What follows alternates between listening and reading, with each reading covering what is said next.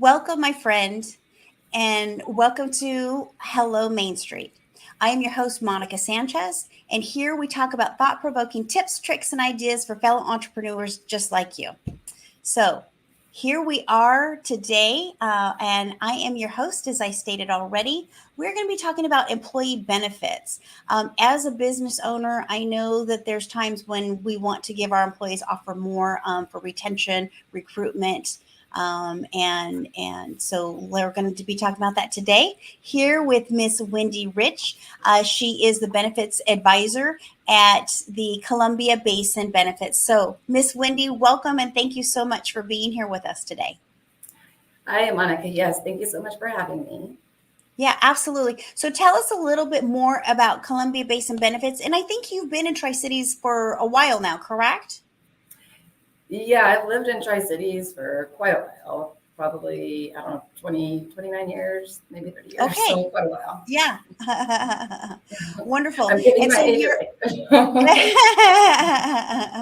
and so you're at Columbia Basin Benefits. So I know you help business owners, and that's really what we always talk about is how can we help business owners with helping their employees, right? So what are some benefits that you can help a business owner? And usually they think it's kind of costly, right? So let's talk a little bit Yeah. about those different things, what the different benefits that they can help with your employees, and then also like the cost factor.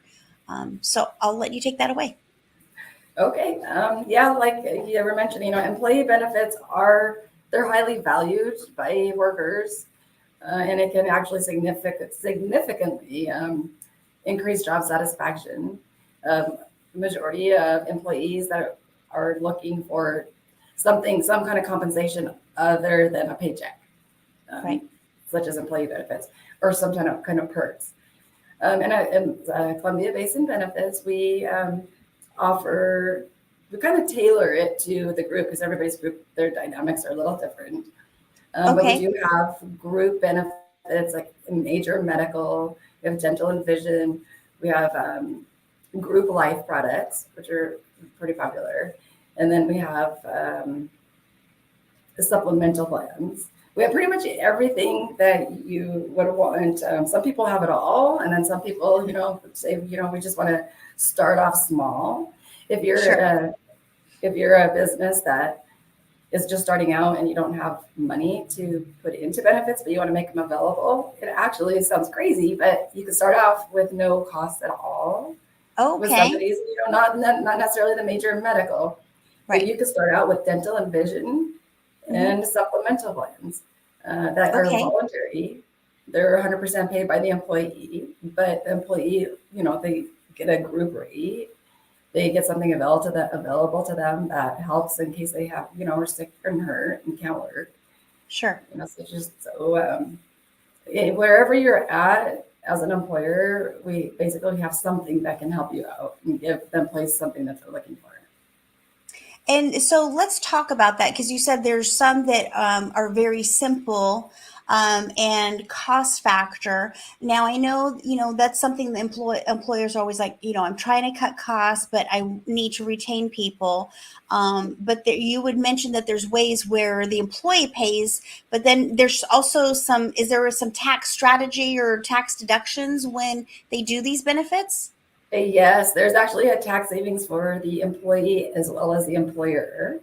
Okay. Whatever's deducted from the employee's paycheck for these voluntary benefits, that portion of their paycheck is put aside and not taxed. Okay. So not only is their deduction actually less, it's a tax savings for them. Uh huh. Whatever the whole group as a whole pays towards medical benefits, the employer doesn't have to pay matching FICA taxes. So they can actually Okay. offer these benefits, make the employees, happy that they have something, and then they're also saving money How are they without missing saving anything. money? Can you explain that a little bit more to me? Well, the employer is saving money because they don't have to pay matching FICA taxes on. So if you take the amount of, say, there's, I don't know, 40 employees, and all 40 of them are having, you know, $50 a month taken out of their check. I'm just going to give an example. You take that and you add it all together, and that amount that the employer, they don't have to pay the matching, because employers normally have to pay matching FICA taxes on whatever the employee makes. So they don't have to pay matching FICA on that whole amount. Okay. So it's a tax savings to the company. Okay. Wonderful. I'm And not so, like a tax expert, but I just know that they don't have to pay the matching FICA taxes. yeah. Okay, great. And I'm sure that you can go through that with it, it kind of varies depending on the individual or the business, I'm sure. Yeah. And so how many employees does a person need? Because usually people think, oh, I need 10 employees before I can even start giving benefits. So tell us, what would be like a minimum amount of employees that they would need? So we like to focus more on like 5 and above. Okay. You know, 5 and between 5 and 50 is kind of our sweet spot. Although we do provide quite a few people all the way down to one person. So you can actually have a group all the way down to one person as long as there are at least 3 W-2 people in the group. You can actually go down and cover just one life. So we can go down to one person. So all 3 of those people don't have to get anything, but you have to at least have to consider it a group. Okay. So we can go down to one person. Would a group be considered somebody like, okay, I have myself and then I have 2 employees. So would that be considered a group, or it has to be 3 employees and not the business owner? No, it could be the business owner and 2 employees, correct? Okay. So, that's good to know. And then, so you have different ways that you can tailor benefits towards a smaller group then. And not everybody has to be enrolled. Like out of the 3, one person has to be enrolled.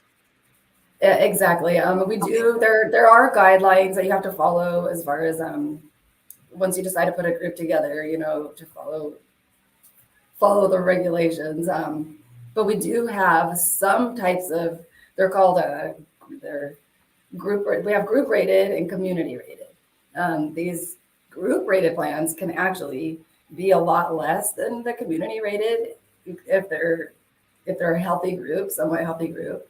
So I always try to start out with that one first to see if we can get somebody to those. And those ones can also, you don't have, I'm trying to explain, figure out an easy way to explain this. On the group rated ones, you can have carve outs, is what I guess I call them, where you say we only want to cover, you know, managers and owners, or you can do up to 7 carve outs if you want. Okay. That way you don't have to cover every single employee. But most of the plans, the community rated plans, once you offer it, they have to have a valid waiver to waive. Okay. And then I know that with that, you also go around, you're not just located in Yakima, but you actually come down to, you're not just located in Tri-Cities, you actually come down to Yakima as well. Is that correct? Yes. I have accounts in Yakima. I go to the lower valley, like Sunnyside, Grandview, Yakima, even Walla Walla, different places. Okay, great.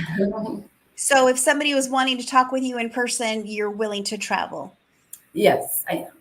I can make an appointment and I can come meet you. Yeah.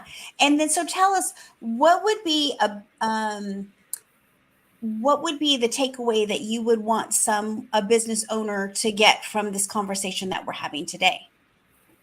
I think the biggest takeaway is that it's a competitive market as far as hiring employees. Employees are really looking to work for companies that don't just offer compensation as far as a paycheck, but they want other benefits, you know, medical benefits. They want to take care of their health.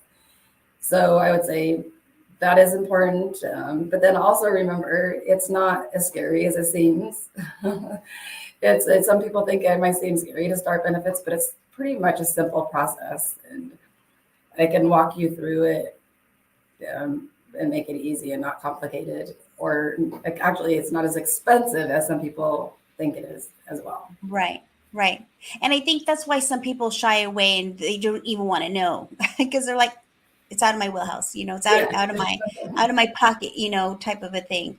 Yeah. So it's And nice to have that conversation with you, so that way they can determine if it will work for them. And it's like you mentioned, nowadays it seems like we're trying to attract employees, and that is a great way to be able to stand out, is to be able to offer those benefits. Not everybody yeah, can do that. and I've talked to employers who've actually said they felt that even though they were spending some money, because if you do offer major medical, you're required to at least pay 50% of the medical for the employees.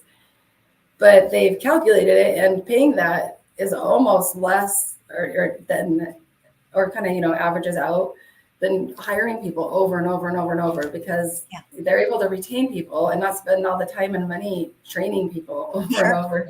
Right. Yeah. So, Absolutely. yeah.